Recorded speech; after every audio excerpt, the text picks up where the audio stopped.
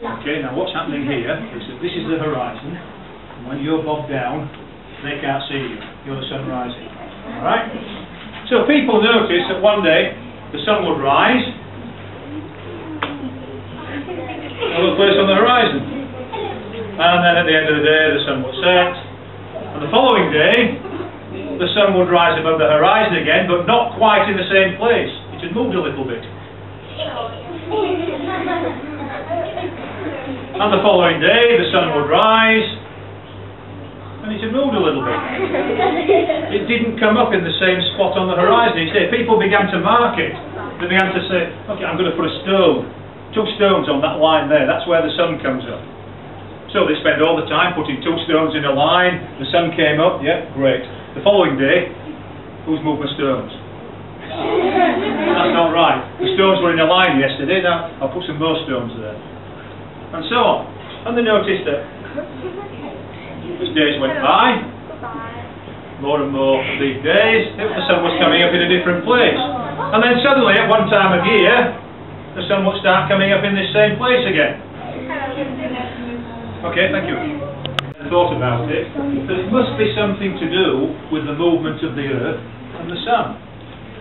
And if the sun seems to be coming back to the same place at a certain time of the year, it means that something must be happening. Something must be going round and coming back again, going round and coming back again, because it goes through the same cycle. And later on they found out that what was actually happening was that it was the earth that was going around the sun. And the time it takes the earth to go around the sun we now call one hands up.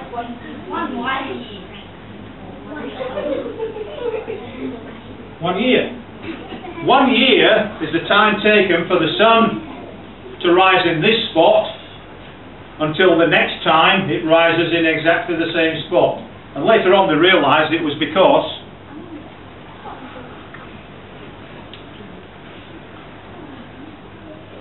this is the earth. The earth was going round the sun. So one day, viewing from the earth, the sun would be in exactly this spot, and another day the earth would move slightly, so the sun would be in a slightly different spot. And they called the time from here all the way around back to here, they called it 1 year. And that's why on Jupiter you'll be a lot older, because Jupiter actually takes a long time to go around. I think we might leave that as a bit of a competition, find out how long it takes for the planets to go around. Mercury takes less than one of our years. Venus takes less than 1 of our years. Mars takes more. Twice as long as Mars. Takes Mars something like 630 days to go around. Whoa. If you're out on Neptune, a year on Neptune would be, is it 225? Yeah, 225. 1 year on Neptune is 225 Earth years. So on Neptune, you'd only be a few seconds old. Only just being born. Well, you wouldn't look exactly the same, but you'd only be a few seconds old. Because before you're a year old, you'd have to go through 225 Earth years. So we're starting to get the idea of measuring time. At times it would look full, the man on the moon smiling at us, and other times it would look like that. And again, they noticed that all these phases of the moon happen at regular intervals, just a few days apart. It took a few days to go from here to here, then a few more days to go from here to here, and so on. But it happened on a regular cycle. And again, when people thought about it, they found out that it was because this is the Earth, and here's the moon, and here's the sun. It was because of the position of the moon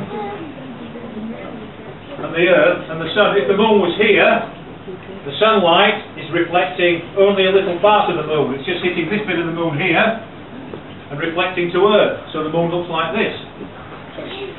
When the moon is here, the light is shining on the full face of the moon, and so we see the full moon. And so on. we gave that period of time the name of...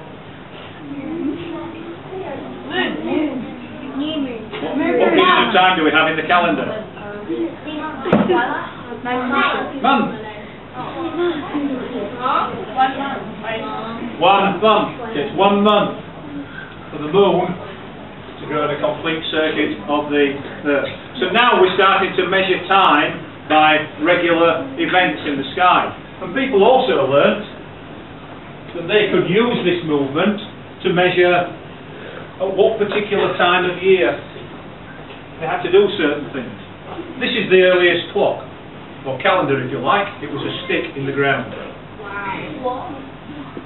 Now, why would it be so important for somebody to put a stick in the ground and refer to it all year? Because the sun makes a shadow. Yes, exactly. The sun makes a shadow. Now, have a think about this. In winter, is the sun low in the sky or high in the sky? Low in the sky. How many people think it's low in the sky? How many people think it's high? It's low in the sky. Alright, try and think this one out. If the sun is low in the sky, shining on the stick, am I going to get a long shadow or a short shadow? Just think about it. I'm going to ask you to vote. How many people think it will be a long shadow? How many people think it will be a short shadow? Okay. So, find you a bit right for this. If the sun is low in the sky, we actually get a long shadow. If it's high in the sky, see the shadow there?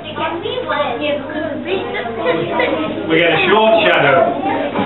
So, people learn